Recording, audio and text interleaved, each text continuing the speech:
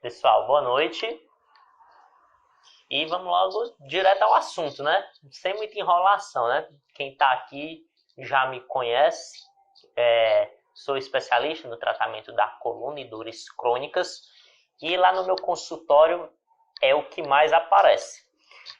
Quando ninguém resolve, o último lugar assim, que o pessoal costuma ir é lá no meu consultório como a última esperança, né? Douglas, nenhum canto resolveu. Vamos ver aqui como que é. E graças a Deus nós somos conhecidos aqui em Fortaleza por resolver, por ter um olhar mais multidimensional, mais biopsicossocial. Porque hoje, pessoal, quando chega um paciente lá no consultório, a gente não pode mais enxergar ele só como uma coluna, só como uma estrutura. O que chega ali é muito mais do que isso. E é tanto que eu vou compartilhar aqui com vocês para a gente poder fazer essa análise conjunta, tá bom? Nosso primeiro caso clínico. Deixa eu virar a tela para ver se vocês conseguem ler junto comigo. Eu escrevi. Conseguem enxergar? Vou desativar aqui os comentários rapidinho só para ler. Tá bom? Vamos lá. Paciente PPV do sexo feminino, 45 anos, sedentária, obesa. Veio à consulta ambulatorial relatando uma dor espalhada pelas costas todas, pernas e braço. A maior intensidade sendo na lombar. EVA 9. Paciente relata que a dor apareceu aos poucos. Começou na lombar e a incomodava constantemente. Aprendeu com diversos fisioterapeutas e profissionais de educação física que tinha que contrair o core para melhorar a estabilidade da coluna e pelo menos a dor na coluna passar. A paciente era homoafetiva, sua família não aceitava e isso a deixava triste. Trabalhava de madrugada em um posto de gasolina, já foi diagnosticada com fibromialgia. Os critérios que utilizaram foram dor à palpação em 11 de 18 pontos e a dor há mais de 3 meses. É isso que todo mundo faz, né, para diagnosticar fibromialgia. Hoje, devido à sua orientação sexual, ela prefere não sair de casa, só vai ao trabalho, né? Acredita que isso possa trazer mais desgosto à família, ela sair de casa e o pessoal na rua ficar comentando que ela é homossexual. Galera, conseguem perceber a complexidade do caso que chegou lá pra gente? Para começar, ela tem essa dor espalhada. Deixa eu virar a tela para mim de novo. De vez em quando eu vou ficar olhando lá para o caso, que é para ir lembrando os detalhes que eu esqueci, tá bom? Ela tem essa dor espalhada por todas as costas ali, da cervical até o cóccix, todas as costas, tá bom? Pernas e braços. Ela tem praticamente o quê? Uma dor generalizada. Só que a maior intensidade, pessoal, da dor é aonde? É na lombar. Por isso que ela foi lá no consultório. Só que quando ela chegou lá, ela chegou com diagnóstico de fibromialgia. Aí você imagina hoje uma pessoa que tem o diagnóstico de fibromialgia, o que é que ela já pensa?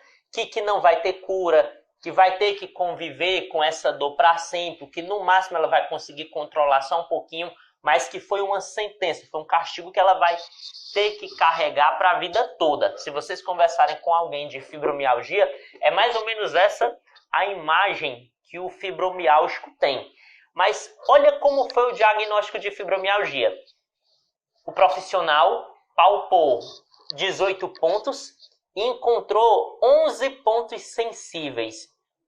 E a dor dela era há mais de 3 meses. Então pronto, o diagnóstico aí foi de fibromialgia. Pessoal, quem aqui aprendeu que o diagnóstico de fibromialgia era exatamente desse jeito? Eu aprendi. Na minha época que era assim, vamos apertar 11 de 18 pontos. Se esses 11 de 18 pontos forem doloridos e essa dor for há mais de 3 meses, é fibromialgia. Bateu e é isso. Todo mundo aprendeu assim. Só que pega caneta e papel, que agora vocês vão anotar. Mudou. e mudou já faz tempo. Essa avaliação, pessoal, de achar 11 pontos sensíveis de 18 a doar mais de 3 meses, isso foi criado em 1990 pelo ACR, que é o Colégio Americano de Reumatologia. Foi a entidade que criou essa avaliação. Isso já vai fazer 30 anos, tá bom? Só que presta atenção, a procura por pontos dolorosos ali no corpo, né, no sistema osteomuscular, isso daí dá a impressão, pessoal, que a fibromialgia é uma doença musculoesquelética periférica. Só que hoje todo mundo sabe que o que tem de mais relevante na fibromialgia, além da dor generalizada, são diversos outros sintomas associados. Fadiga, perturbação do sono, síndrome do intestino irritável e mais um monte de coisa. Mas foi considerado só 11 de 18 pontos e a dor há mais de 3 meses.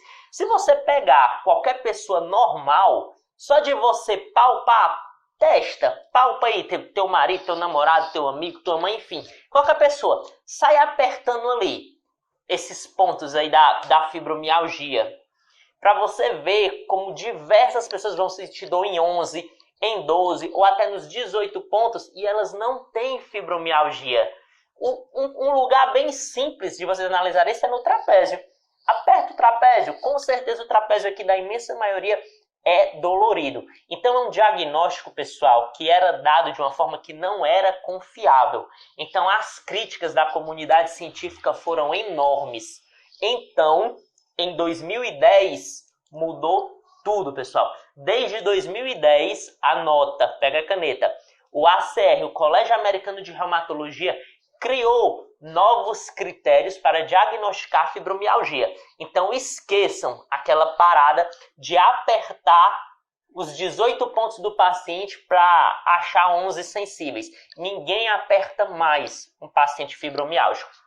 Em 2010 mudou e em 2016 teve uma atualização que hoje é o que é considerado, tá bom? Caneta.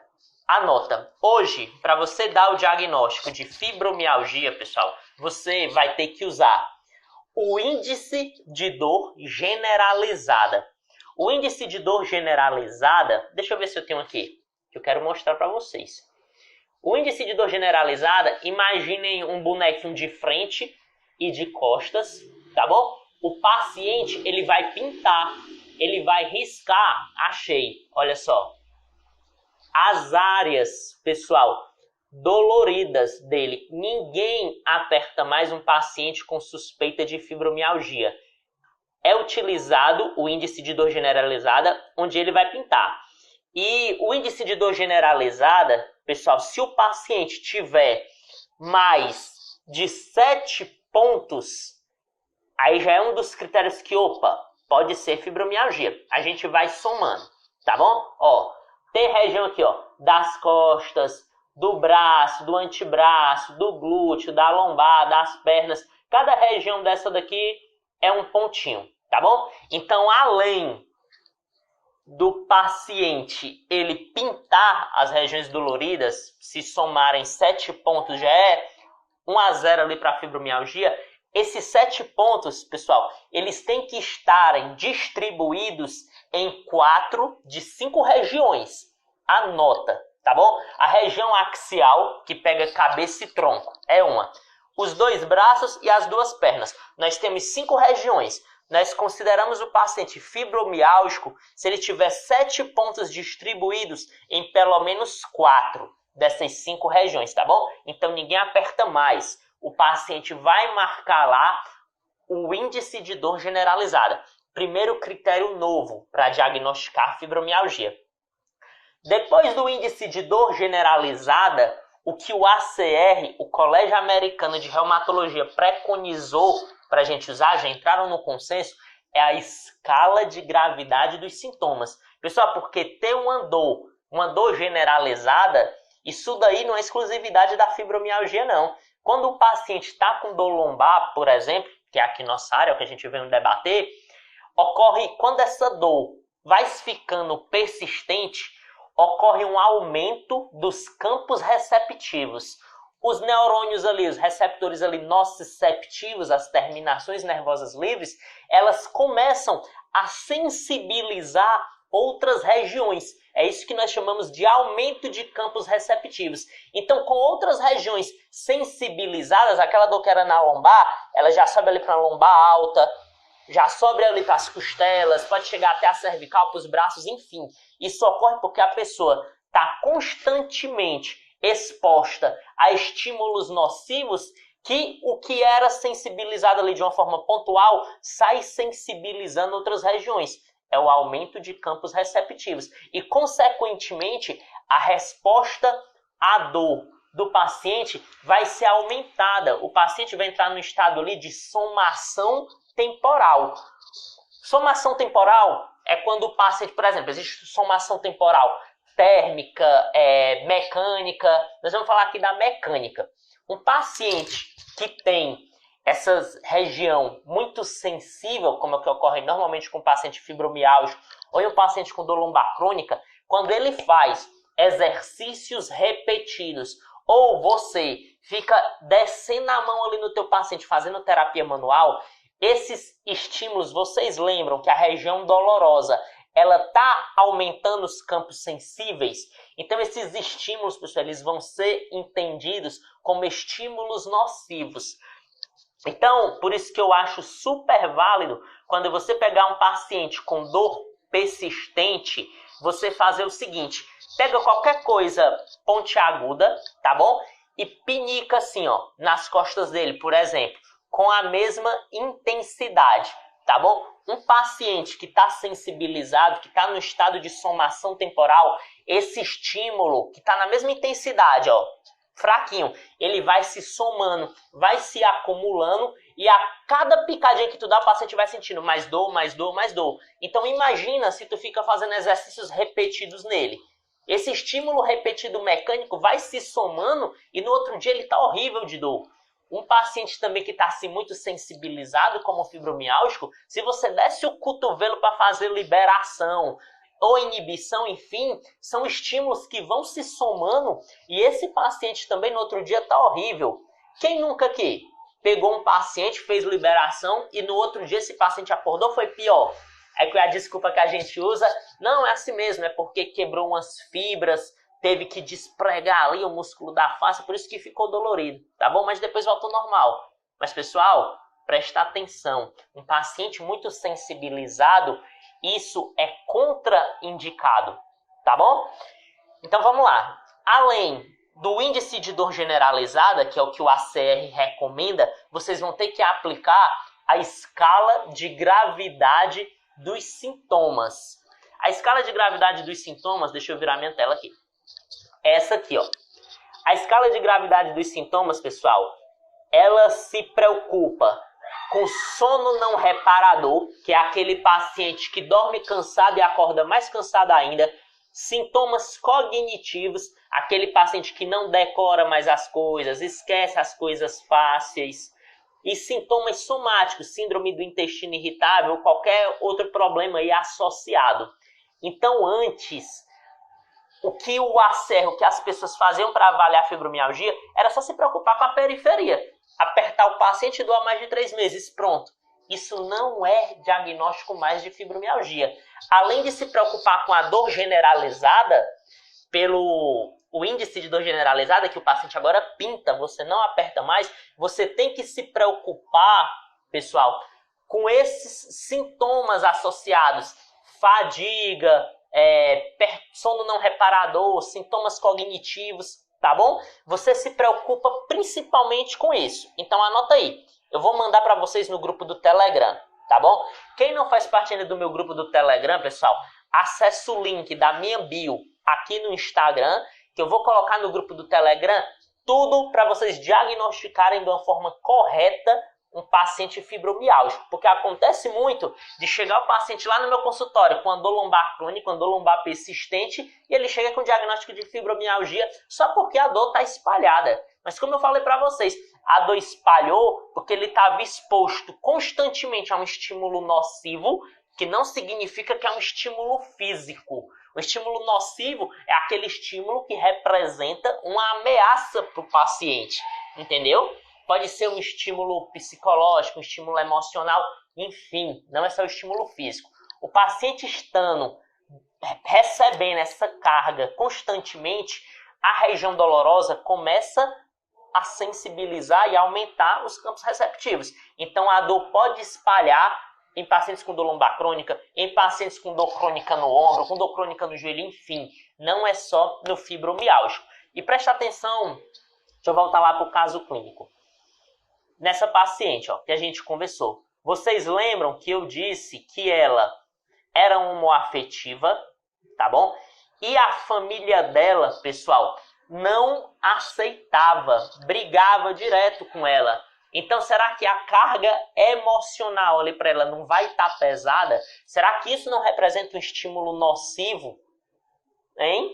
Além disso, ela tinha privação de sono, porque ela trabalhava onde? Num posto de gasolina às madrugadas. Pessoal, quem tem privação de sono, quem não dorme direito, a literatura já mostra que isso aumenta os níveis de citocinas pró-inflamatórias, substâncias que favorecem a inflamação, como fator de necrose tumoral alfa, interleucinas 1B, 6. Quando tem isso tudo em excesso ali no corpo, significa que está em um processo inflamatório. E é o que as pesquisas mostram quem tem privação de sono, tá bom? Que é o que ela tinha. Então, para completar, além dessa carga emocional que estava representando um estímulo nocivo a ela ainda tinha essa privação de sono, que isso sensibiliza o sistema nervoso, tanto central quanto periférico. E todo mundo sabe que uma fibromialgia, os achados periféricos estruturais, eles não respondem à questão de quem tem fibromialgia. Então, quem tem fibromialgia, pessoal, o problema é muito mais a nível de sistema nervoso central do que a periferia que nós somos acostumados a trabalhar, nós da físio e da educação física, que é músculo, osso, ligamento, articulação, enfim. E olha aí, ela só foi diagnosticada com fibromialgia, pessoal, por causa de 11 de 18 pontos e porque tinha dor há mais de 3 meses. Então vocês concordam comigo que esse diagnóstico de fibromialgia que foi dado a ela foi errôneo? Hein? Eu preciso de interação. Eu não gosto de apagar muitos comentários porque eu quero sentir como se vocês estivessem aqui, pertinho de mim. Tá bom? Hein, pessoal? Então será que o diagnóstico dela não foi dado errado?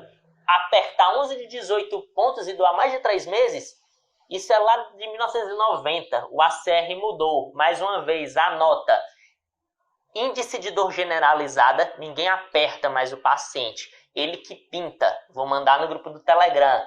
Escala de gravidade dos sintomas. A gente vai marcar também deficiências cognitivas, somáticas, perturbação de sono. Isso tudo eu vou mandar no grupo do Telegram para vocês. Além do KIF. O KIF, pessoal, é o questionário de impacto da fibromialgia.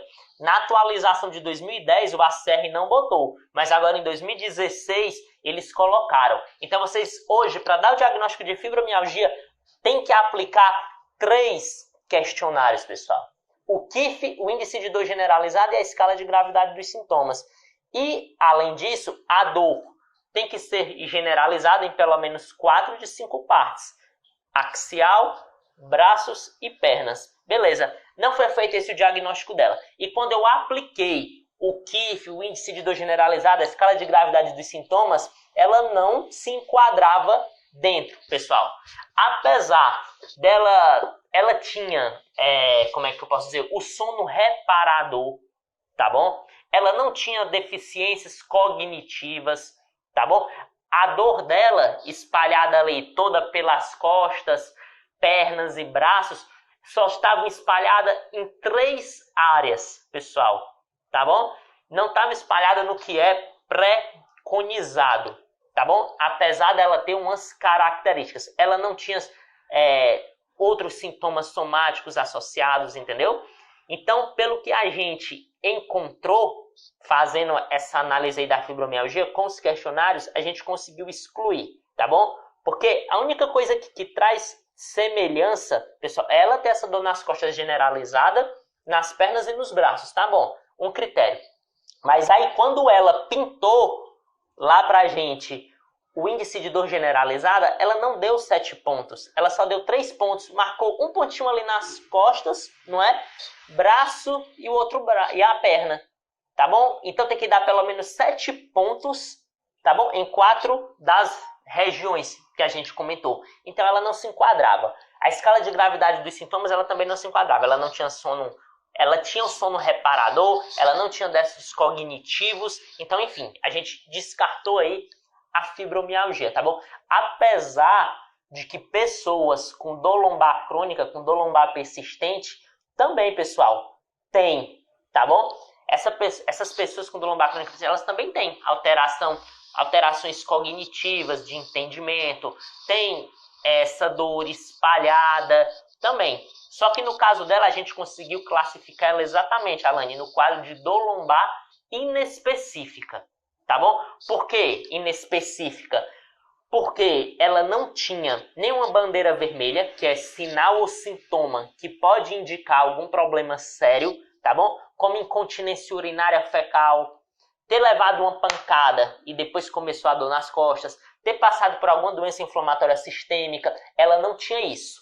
Então a gente já dispensou aqui o dor lombar específica. Ela não tinha nenhuma dor que descesse para a perna ali, abaixo do joelho, perdesse força nas pernas, tivesse parestesia, algo que indicasse radiculopatia. Ela também não tinha. Então a gente enquadrou no dor lombar inespecífica crônica, tá bom? Nada ali estrutural justificava o problema dela. Só que olha a carga que ela estava carregando ali para gerar tensão e tudo, né? Não ser aceita pela família por ser uma afetiva, ter privação crônica de sono e, além disso, olha mais um detalhe. Ela aprendeu com diversos fisioterapeutas e profissionais de educação física que tinha que fortalecer o core para melhorar a estabilidade da coluna. Pessoal, não sei se vocês sabem, mas esse conceito de estabilização vertebral, estabilização segmentar, isso daí foi criado pelo Paul Rhodes. Paul Rhodes é um pesquisador australiano, que é uma das maiores referências no mundo em pesquisas que envolvem coluna. E o Paul Rhodes, pessoal, quando ele achou contração do transverso do abdominal atrasada em pessoas com dor lombar, comparando com pessoas sem dor lombar, pessoal, ou seja, contração do core atrasada, isso foi em um estudo transversal. Um estudo transversal é um estudo que vê ali na hora. Deixa eu avaliar aqui esse pessoal com dor lombar e com assim, olha, esse está atrasado, esse aqui está com a contração em dias. Então a culpa dele estar com dor é porque a contração está atrasada. Esse tipo de estudo, pessoal, ele não representa causa e efeito. O que representa causa e efeito são estudos observacionais de corte prospectivo, que é aquele tipo de estudo que você vai pegar ali o paciente, ó. Eu vou pegar um paciente com core fraco e um paciente com core forte. Eu vou acompanhar por 2, 4 anos. E a gente espera o quê? Que o core fraco desenvolva dor lombar. Pois vamos ver, quando o tempo passar, se realmente é isso que vai acontecer. A gente não tem esse tipo de estudo que responda de fato essa pergunta. É tanto que o Paul Rhodes, ele deu uma entrevista para o Jornal Britânico de Medicina do Esporte, se desculpando por a interpretação que nós trouxemos ali do estudo dele ter sido tão equivocada. Ele se desculpou por nós, porque para começar, o estudo de fato é um estudo transversal, então ele não dá para extrapolar que se fortalecer o core, as pessoas vão melhorar da dor lombar. E ele ainda definiu para a gente que o conceito de estabilidade está muito deturpado, está muito alterado. Porque quando a gente fala de estabilidade, o que a gente pensa? É de restringir o movimento, de deixar o paciente ali, ó, todo durinho, todo contraído, que a coluna vai ficar mais firme. Mas, pessoal, quando você pega uma paciente como essa, como a TPV, que foi minha paciente, primeira coisa, olhem o movimento de uma paciente dessa. Ela tem, pessoal, um brace, uma rigidez grande demais na coluna. E essa rigidez grande demais na coluna, por ela ter trabalhado o core, por essas cargas aí emocionais, por ela ter medo de realizar o movimento, esse bracing faz com que essa contração, ela na real seja um estímulo nociceptivo. Então toda vez que ela entra nesse estado de rigidez, para deixar a coluna dura, para ela não ter dor, que foi o que ela aprendeu, esse estímulo é considerado um estímulo nociceptivo, pessoal. Se vocês pegarem qualquer halter de 5, de 2 quilos e ficarem segurando aqui, ó, numa posição de flexão de cotovelo, vamos lá, por 1 hora. Deixa eu só pegar minha caneta que caiu e me respondam quem é que consegue segurar um halter de 5 quilos aqui numa posição de 90 graus por 1 hora. Alguém aqui consegue? Não consegue. O que é que acontece? Vai doer, vai ficar fadigado. Então, como é, pessoal, que a gente quer que o paciente fique com o core forte, o core contraído direto? É a mesma coisa. O bracing, a rigidez ali vai ser tão grande que o paciente vai ficar dolorido, vai ficar com o movimento limitado, restrito. E isso não é legal. É tanto que um monte de estudos mostram já que não tem diferença de você fazer exercícios gerais para fazer exercícios específicos em quem tem dor lombar, exercícios para core. Entendeu? Então, para que a gente vai ficar fazendo exercício para o core, estimulando aquela rigidez, se o exercício gerais dá o mesmo efeito em relação a ganho de função e melhora da dor? Entendeu? O exercício para o core não é melhor. Então, isso não é para ser levado como prioridade. Pelo contrário, quando o paciente como ela, que está com essa dor persistente, fica muito hipervigilante, eita, me ensinaram que eu tenho que trabalhar o core, que eu tenho que ficar rígido, duro, porque o pessoal entende isso como estabilidade. Estabilidade não é ficar duro, não é ficar rígido. O próprio Paul Rhodes falou, estabilidade, pessoal, é aquele meio termo. É o equilíbrio entre flexibilidade e estabilidade. É aquele movimento ótimo, entendeu? Não é estar duro, não é estar rígido como a gente aprendeu. Se vocês quiserem, eu boto também no grupo do Instagram a entrevista dele, o cara que inventou o conceito de estabilização, falando exatamente o que eu estou dizendo. Então, o paciente com dor lombar, ele fica muito hipervigilante com essa dor lombar persistente. Então, de tanto ficar ali, ó, se contraindo, gerando aquele bracing, aquela rigidez, ele vai ficar mais dolorido, a dor vai persistir ainda mais, né? Então, o que foi que eu fiz com ela? Primeira coisa, paciente, deixa eu ver teus movimentos. Pedi para ela se abaixar, joguei uma caneta no chão, para eu ver como é que ela se abaixa. Paciente, pega essa caneta aí para mim. Ela se abaixou para pegar a caneta. Quando ela se abaixou para pegar a caneta, pessoal, ela parecia vários blocos se movendo. Ela se abaixava, parecia uma catraca. Tá.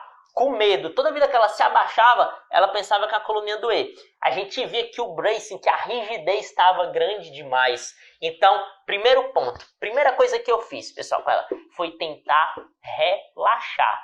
Porque imagina, uma pessoa que aprendeu com diversos outros, que tem que fortalecer core, que tem que deixar tudo duro para não ter dor, então tudo que é movimento, ela vai apertar o bumbum e jogar o umbigo para dentro, para contrair o transverso, né? Todo duro. E não é isso que a gente quer, pessoal. Hoje, a gente já está indo para o caminho contrário, pessoal, porque o movimento ótimo, ele é realizado quando a gente está relaxado, não é quando a gente está contraído. Testem. Tentem pegar uma caneta no chão, apertando o bumbum e colocando a barriga para dentro. E vejam a dificuldade. Agora realiza de uma forma natural, sem estar ali contraído, sem estar apertado, como o movimento flui. Se vocês forem olhar um paciente hipervigilante que se contrai direto, você imagina o tanto que deve doer, de tanto ele ficar ali se contorcendo. Se você não imagina, mais uma vez, pega o halter e segura o halter aí por 1 hora. Aqui, ó, na flexão de cotovelo de 90 e vê se você aguenta. Você não aguenta porque dói. É a mesma coisa que acontece com quem fica contraindo o core direto, pessoal. Dói ficar ali contraindo o core direto. Então a gente está indo para o caminho inverso. Relaxa. Aí, lógico, o paciente não sabe relaxar. Então você dizer para o paciente, olha, essa tua dor tem muita influência dessa rigidez que te ensinaram para manter teu core rígido. Então tem que relaxar. É só tu relaxar. O paciente não sabe fazer isso, não sabe relaxar. Então o que é que eu fiz? Coloquei essa paciente de barriga para cima, deitadinha, tá bom? E a gente começou, pessoal, com exercícios respiratórios. Paciente, ao invés de você respirar colocando a barriga para dentro, o umbigo para dentro, tentando contrair transverso. Vamos fazer o contrário. Coloca o ar pelo nariz. E quando tu soltar pela boca, expande esse abdômen. Eu não quero esse abdômen entrando, eu quero esse abdômen relaxando. A gente foi fazendo os exercícios respiratórios para ela começar a entender que tem que relaxar. Depois disso, pessoal, sentamos a paciente lá toda ereta. Ela não relaxava nem um pouquinho. O que foi que a gente fez? Pegamos ali no quadril da paciente. Vamos fazer esses exercícios aqui, ó. Estende a lombar, eu acompanhando aqui com a minha mão, ajudando ela. Flexiona a lombar, torácica não, só a lombar. Vamos soltando aqui devagarinho. Coloquei ela na posição de 4 apoios e mesma coisa. Vamos fazer aqui o exercício de gatinho, esconde o bumbum, solta o bumbum. Indo ganhando mobilidade, pessoal, diminuindo a rigidez, o bracing. Que quando a gente diminui esse bracing, essa rigidez, vai diminuir os estímulos nociceptivos, entendeu? É o que foi que aconteceu depois que a gente fez essa parte de relaxamento. Joguei a caneta de novo no chão, pega. Ela já foi muito mais fluida e menos dolorida, pessoal, pegar. Então, o primeiro ponto aqui que eu quero deixar claro para vocês. Olhem a movimentação do paciente de vocês, pessoal, porque a gente, até hoje vocês até podem fazer isso ainda, de querer contrair o core, pensar que estabilidade é deixar o paciente duro, rígido. Pessoal, não é isso. Estabilidade é um equilíbrio de rigidez com flexibilidade. O movimento tem que ocorrer fluido, limpo, bonito, tá bom? E isso foi o que a gente procurou fazer, beleza. Aliviamos a dor dela. Em relação à manutenção, eu pedi para ela fazer, né? Várias vezes durante o dia, manhã, tarde e noite, durante ali uma semana. E ela aparecesse lá no meu consultório ali, uma semana depois, pra gente ver, né? Se ela aderiu bem. Eu não quis que ela aparecesse no meu consultório todo dia ou 3 vezes por semana, pessoal, porque eu quis gerar a independência nela. Eu quis estimular a autonomia. Então ela vai aprender a se relaxar sozinha, a diminuir esse bracing, essa rigidez dela, tá bom? Em relação ao sono, a gente não ia conseguir controlar, tá bom? Porque ela trabalha de madrugada, ela não ia largar o emprego, tá bom? Em relação ao aspecto da família dela, não aceitar ela ser homoafetiva e ter essa carga emocional, eu não sei lidar com isso, tá bom? Então eu encaminhei para uma parceira psicóloga para ajudar ela a ter ferramentas para se blindar dessa carga emocional, dessa não aceitação das pessoas. Eu fiz com ela o que realmente estava ao meu alcance, que foi tentar tirar essa rigidez que ela vinha trazendo, porque disseram que ela tinha fibromialgia, disseram que ela tinha que controlar o core, carga emocional pesando em cima, isso tudo. Então vamos relaxar para sair o movimento limpo. E foi isso que a gente fez com ela, tá bom? O contrário do que muitas pessoas vêm fazendo. Hoje é o que a literatura suporta, tá bom? A gente diminuir essa rigidez. O paciente não pode estar duro, o movimento tem que ser fluido. Então, pulo do gato que eu posso dar para vocês aqui. Olhem o movimento do teu paciente. Aquele paciente que já senta ali na cadeira do teu consultório, ó, com a dor persistente todo ereto, pessoal, provavelmente aquele paciente hipervigilante que aprendeu que além de ter que contrair o core, tem que ficar com a postura ereta direto. Imagina o brace, a rigidez que deve estar ali, ó, nessa região abdominal dele, que não deixa o movimento ter limpo, que fica enviando estímulos nociceptivos direto ali para o cérebro, que vai acabar interpretando como tudo como dor, principalmente dentro do contexto que esse paciente está. Quando a gente fala de dor lombar inespecífica, se é inespecífica, pessoal, não existe causa estrutural que vá te ajudar. Então não adianta você ficar olhando vértebra, se vértebra está torta, você ficar olhando ilíaco. O que você tem que fazer é tentar limpar o movimento, é tentar jogar esse paciente de volta para o que ele quer. O que ela queria era trabalhar sem dor. Era o quê? Era poder ter um lazer sem dor. Ela gostava de andar de bicicleta. Então o tratamento, pessoal, é baseado nisso, no ganho de função dela. O tratamento de quem tem dor lombar inespecífica, vocês têm que entender, principalmente quando a dor lombar é persistente. Tem que ser em volta de devolver o que o paciente diz que perdeu. E não é de você fortalecer, não é de você alongar, não é de você deixar fraco.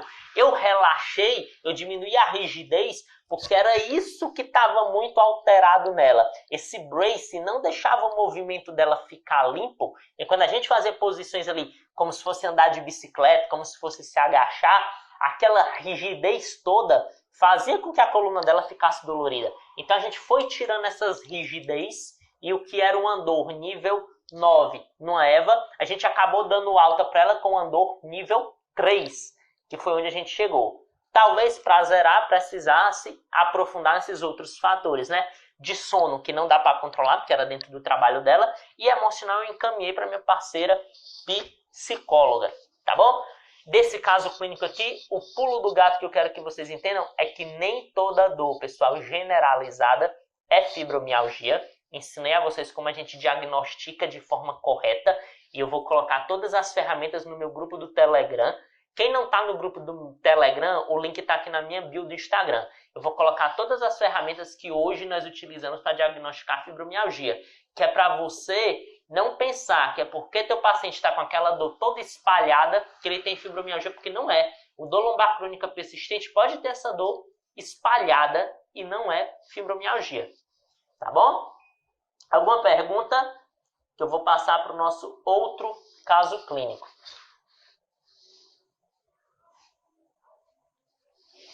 E aí, pessoal? Alguma pergunta?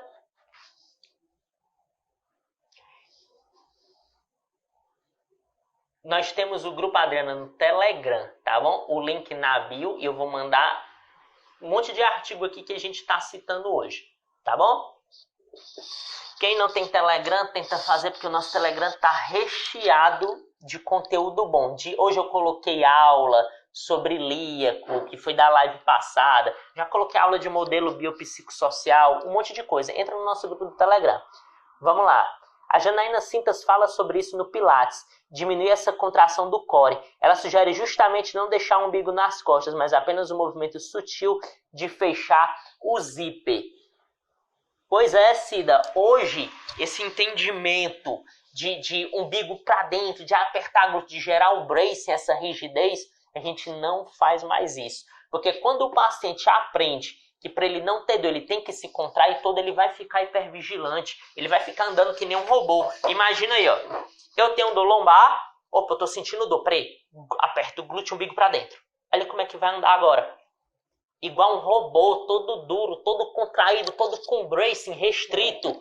E isso hoje a gente viu que causou muito mais prejuízos do que benefícios em quem tem dor lombar. Isso tudo por uma falta de entendimento nossa em relação à ciência. Porque quando o Paul Rhodes falou de core lá na época, foi um estudo transversal, mas nós, os profissionais de educação física, todo mundo trouxe isso para prática clínica, como se fortalecer o core, fortalecer transverso, multífidos, fosse salvar todo mundo da dor lombar. Nós acabamos tirando uma conclusão de estudo transversal que não representa causa e efeito, então acabou que deu essa bagunça toda.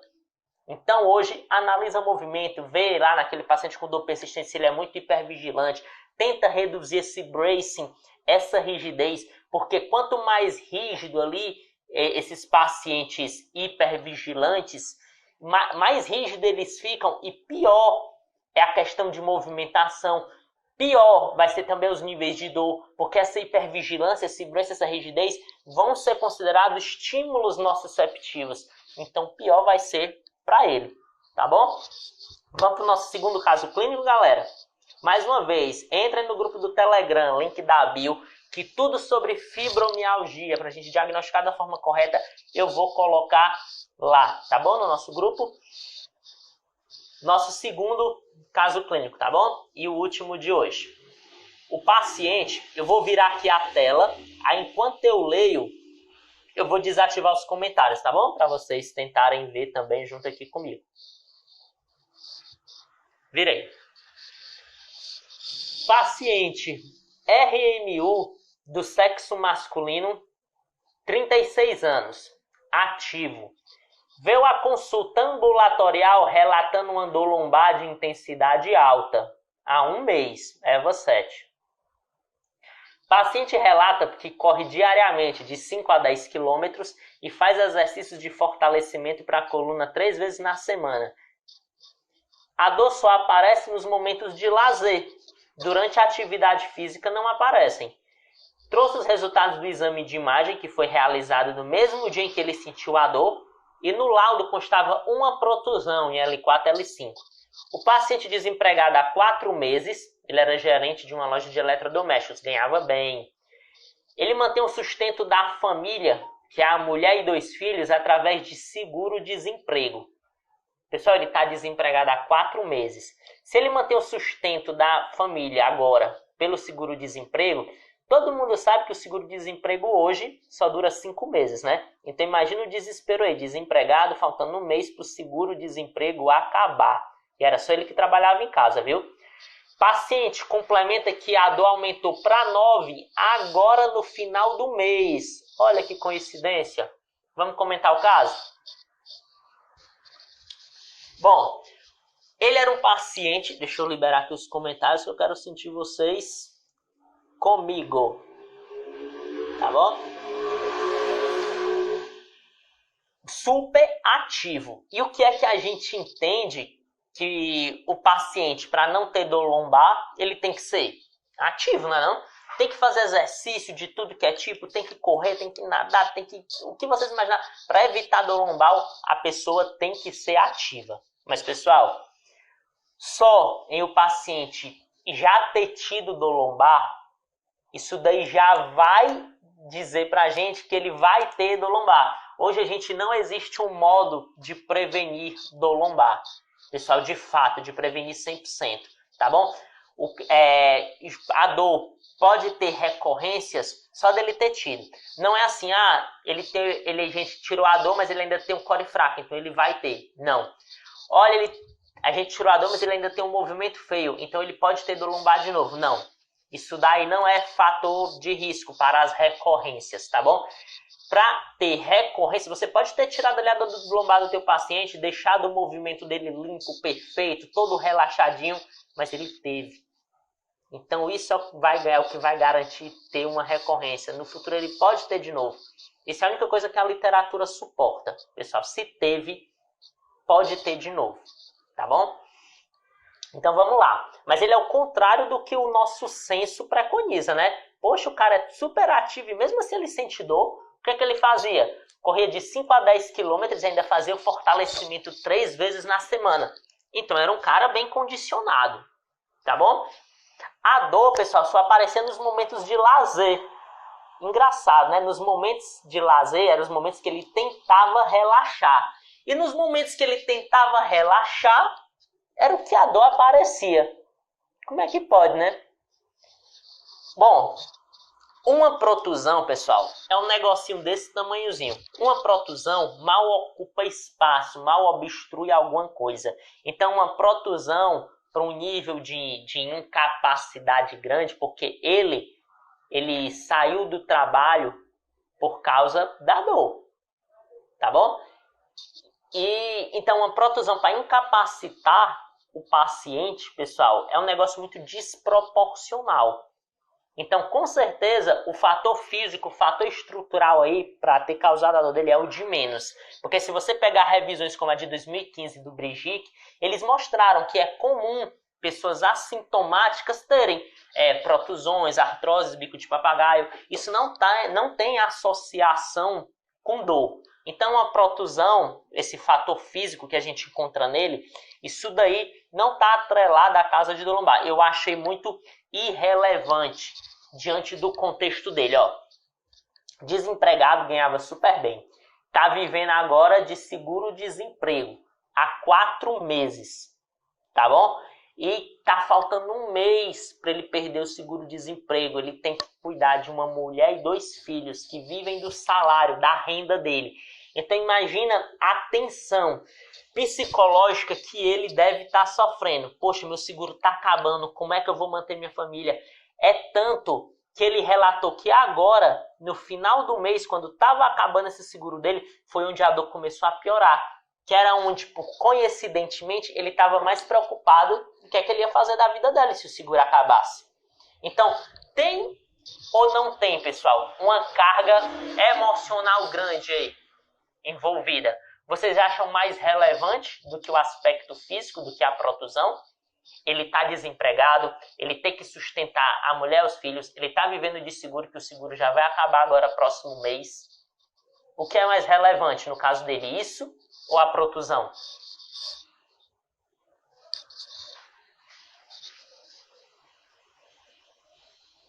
Isso tudo, pessoal, hoje, quando a gente faz uma abordagem multidimensional, biopsicossocial, tem que ser levado em consideração, porque dor é uma experiência, é um aprendizado de algo que representa uma ameaça real ou potencial. Então, não é necessariamente o aspecto físico, pessoal. Se algo representa uma ameaça para alguém, isso já vai tirar essa pessoa de um estado de equilíbrio, de homeostase, e já vai estimular, desencadear um processo doloroso. E preste atenção, a gente viu aqui que a carga emocional está elevada. Aí ocorre o seguinte, essa dor dele é emocional, essa dor dele é psicológica. Pessoal, isso não existe, dor psicológica, dor emocional, dor física. Toda dor tem todos esses fatores envolvidos, pessoal. Dor tem um aspecto sensorial discriminativo, que é o da intensidade da dor, da onde é a dor, se a dor queima, se a dor é pontada. Toda dor tem essa dimensão, mas também tem uma dimensão emocional afetiva, que é a do desagrado, de que é ruim sentir ela. E também tem a dimensão cognitiva avaliativa, que é aquela dimensão de onde o paciente toma a decisão do que é que ele está fazendo em relação a isso. Então a dor, ela é multidimensional. Não vejam a dor só com esse aspecto de nota de 0 a 10, da onde é, e se é em queimação, em pontada, enfim, não. Porque dor tem todos esses aspectos. O problema aqui, o pulo do gato, é você saber o que é que está influenciando mais na intensidade, no desagrado, no desconforto dele. Em relação à protusão, irrelevante, tá bom? Agora preste atenção. Ele é muito ativo, pessoal. Talvez ele seja muito ativo com aquela ideia de tentar fazer alguma coisa para ele se sentir realmente ativo, para ele se sentir forte, para ele se sentir no controle. Porque o tempo dele está acabando, 4 meses, o seguro acaba no 5º. Como é que ele vai sustentar a família? Então ele tem que fazer alguma coisa. O que é que ele está podendo fazer? Se exercitar, contrair o core, fortalecer muito a coluna. Então isso gera ou não gera uma rigidez? Então o aspecto físico aqui mais relevante que eu encontro não é a protusão, é essa rigidez, essa tensão e essa carga tensional por excesso de atividade física, por preocupação, por estado emocional. Isso tudo está contribuindo para a dor dele intensificar. A gente tem ou não tem também que tentar fazer esse cara relaxar, mas de direito, porque quando ele relaxa nos momentos de lazer é onde essa dor aparece mais. Quando ele está fazendo atividade física ali, não aparece não. Agora, quando ele tenta relaxar ali com a família, que foi o que ele me relatou, que é onde vem a preocupação, que é quando ele vê eles e fica refletindo, o que é que vai acontecer comigo, Douglas, próximo mês? Eu tô aqui com meus filhos nessa casa, mas daqui o próximo mês, quando o seguro acabar, o que vai acontecer? Então aumenta essa tensão. Então a gente tem que ensinar ele a relaxar do mesmo jeito, diminuindo o bracing dele. Entendeu? Porque essa rigidez, essa tensão toda que ele tem, isso daí está contribuindo também para ele ter dor lombar. A gente não consegue aqui, pessoal, dizer uma causa específica, mais uma vez, porque dor lombar, ela é multidimensional, é multifatorial. Você vai olhar, eu costumo dividir em 5 coluninhas: física, social, cognitiva, emocional e comportamental. Todo paciente do agudo ao crônico, ele tem isso tudo. Não pense que o problema psicológico, emocional, é só do dor crônica, não. O dor aguda também tem. Só que a diferença é que o dor persistente, ele tem uma influência maior desses aspectos psicossociais do que o dor aguda, tá bom? O pulo do gato aqui é você saber o que é que está influenciando mais na condição desse paciente, tá bom? No nosso trabalho, que é o aspecto funcional, a gente tem que perguntar: qual é o teu objetivo? O que é que você quer? Ele só queria, pessoal, retornar aos momentos de lazer com a família dele sem dor. Então o nosso trabalho foi em volta disso. Porque quando ele tentava relaxar, vinha toda essa parte tensional do bracing, da rigidez, por causa da preocupação. Então o nosso trabalho foi ensinar ele a relaxar através do movimento, para quando ele estivesse sentado ali com o filho, quando ele fosse se agachar, ele não sentisse dor. Quando ele fosse brincar com as crianças, ele também não sentisse dor. Então o trabalho foi em volta disso, do que ele queria. Então tudo que era movimento, a gente foi tentando fazer de forma relaxada. Se agachar, pois nada de contrair core não. Vamos se agachar relaxando, estufando a barriga, movendo essa pelve, fazendo exercícios de distração. Para quem não sabe o que são exercícios de distração, eu postei hoje no meu Instagram. Foi meu último post. São exercícios que vão fazer o paciente voltar a atenção para outro lugar, ao invés de voltar a atenção para ele mesmo, para a coluna dele. Então, exercício de distração para esse pessoal que é muito preocupado, que é muito hipervigilante, é ótimo para poder tirar a atenção da coluna, a atenção da dor. Então, uma abordagem biopsicossocial, pessoal, tem que ser multidimensional, tem que ser mais ou menos em volta disso, tá bom? De você avaliar todos esses aspectos emocionais, sociais, o que é que isso está interferindo na vida do paciente? Aonde é que eu posso ajudar? Qual é o objetivo do meu paciente? Não é eu vou fazer aqui 500 agachamentos, eu vou fazer agachamento aqui com a mão para cima, fazendo um overhead squat. Não. Qual é o objetivo dele? O que é que ele quer? Ele quer voltar a ter lazer com a família, que foi a queixa principal. É o objetivo dele. Tá bom. Durante o lazer, o que é que vocês fazem muito? Nós brincamos, eu brinco com meus filhos, eu gosto de ficar sentado assistindo TV, que eu não aguento ficar sentado porque ele não relaxa, ele fica ali ereto, direto. Então é em volta disso. Depois vamos ensinar ele a relaxar no lazer dele, a realizar movimentos mais limpos. E isso foi o que ajudou ele. Tudo bem?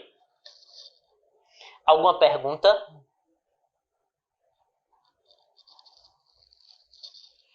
Eu queria, antes da gente continuar aqui, já estamos finalizando, se pudesse, vocês batessem um print aqui da nossa tela, tá bom? E enviasse esse print no history de vocês, publicasse, marcasse Educação em Coluna, porque essa live ela vai ficar salva no feed para quem não assistiu poder ver, tá bom? Jaqueline, diversos exercícios de distração existem. O último que eu postei, eu coloquei lá no meu feed, tá bom? Mas se você rolar meu feed, tem diversos exercícios de distração lá embaixo, que são exercícios que vão fazer o paciente tirar a concentração da dor. Porque estudos de neurociência já mostram que quanto mais o paciente está concentrado na dor, mais aumenta a intensidade percebida. E quanto mais o paciente está triste, o emocional está abalado, mais aumenta o desconforto em relação à dor. Então me digam, é importante ou não é você trabalhar esses aspectos cognitivos e emocionais do paciente? E o físio consegue, isso não é coisa de psicólogo não, porque é o que a gente pensa, isso é coisa de psicólogo, agora o físio é psicólogo. Não, com o exercício a gente consegue. Um erro grande é você enxergar o exercício só como se o exercício tivesse benefícios físicos, estruturais, de hipertrofia, de mobilidade, não. Através do exercício a gente consegue modular emoção, cognição, a dor. Então, aquele pensamento de se estar com dor, tu não pode fazer exercício, porque senão vai piorar, vai machucar ainda mais. Pelo contrário, quando a gente vai ver a EULA, as recomendações da EULA, que é a Liga Europeia Anti-Reumatismo, que tem diversos profissionais renomados na área da neurociência da dor envolvida, eles mostraram para fibromialgia, Fistline e Strong 4, condutas fortes de primeira linha, pessoal, são exercícios, tá bom? Exercícios de força e aeróbicos para quem tem fibromialgia. O ICFO, recomendações fracas foram pregabalina, amitriptilina, tramadol, e é o que o pessoal com fibromialgia, com dor persistente mais toma, dor lombar crônica e dor persistente. É isso. Amitriptilina, tramadol e pregabalina. Mas o que é mais recomendado é o exercício, que é o que o pessoal menos usa. O dor lombar Também, quando a gente vai ver, por exemplo, a série de 3 artigos que foi publicada na The Lancet, eles também recomendam, pessoal, first line são condutas ativas. Terapia cognitiva comportamental, que é o paciente entender o que é que está acontecendo com ele e ele poder ser parte ativa disso. Fazer o exercício, isso tudo são condutas first line, de primeira linha. Então, quando a gente fala de condutas ativas, não pensem que é exercício para gerar hipertrofia, não. Porque quando o paciente está com dor crônica, com dor persistente, quando a gente está utilizando o exercício, o que a gente quer, pessoal, é tentar algumas coisas. Dentre elas, fazer com que a via inibitória descendente da dor, ela volte a produzir os opioides endógenos, que vão analgesiar encefalinas, dinorfinas, que são os serotonina, que são os hormônios analgésicos. Então, quem tem dor persistente, o principal foco do exercício é isso. É fazer com que essa via descendente volte a liberar os analgésicos. Não é ganhar força, não é ganhar flexibilidade. Quando o paciente faz o exercício, ele melhora de novo a capacidade funcional, a independência. Então, o exercício tira aquela mentalidade dos ganhos físicos. O exercício tem muito mais a dar do que só hipertrofia e força. Então, hoje, quando a gente fala de exercício, é isso.